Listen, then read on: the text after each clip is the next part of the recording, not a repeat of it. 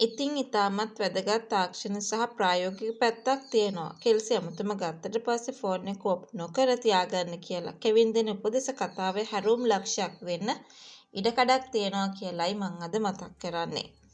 ඇත්තටම කෙවින් බුද්ධිමත් පියවරක් ගත්තොත් කතාව ඉදිරියට ගලාගෙන යන්න පුළුවන් ප්‍රධාන ක්‍රම කිහිපයක් තියෙනවා.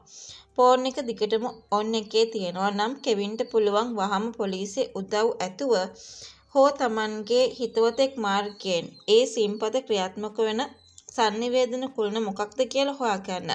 කෙල්සිට තමන් ඉන්න ප්‍රදේශය හරියටම කියන්න බැරි වුණත් මේ ක්‍රමයෙන් ඇයි ඉන්නේ ලංකාවේ මොන පළාතේද මොන නගරයේ කිට්ටුවද කියලා ඇත්තටම බලා ගන්න පුළුවන්. කෙල්සි අතට අහුනේ ස්මාර්ට් ෆෝන් එකක් නම් සහ ඒකේ ඉන්ටර්නෙට් තිබුණොත් කෙවින්ට පුළුවන් ඇයට වහම WhatsApp හෝ වෙනත් ක්‍රමයකින් ලයිව් ලොකේෂන් එකක් එවන්න කියන්න. එහෙම වුණොත් කෙවින්ට කිසිම ප්‍රමාදයක් නැතුව කෙලින්ම කෙල්සි ඉන්න තැනටම වාහනේ පදවගෙන යන්න අවස්ථාවක් ලැබෙනවා. වටපිටාවේ ශබ්ද සහ හෝඩුවාවන් ෆෝන් එක කට් නොකර ලයින් එකේම තියාගෙන ඉන්න එකෙන් තවත් වාසියක් තියෙනවා.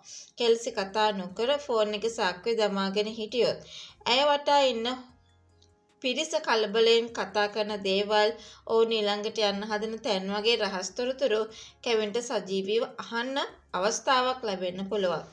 හැබැයි මේ අස්සේ ඇතිවිය හැකි ලොකුම අවදානම මම කිව්වත් වගේ මේක තමයි කෙල්සිව බේරගන්න තියෙන හොඳම chance එක. හැබැයි ටෙලිනාට්‍යයේ කුතුහලය වැඩි කරන්න මේ වගේ වෙලාවක බාධාවකුත් ඇති වෙන්න හැකියාවක් ලැබෙනවා කියලයි මම මතක් කරන්නේ.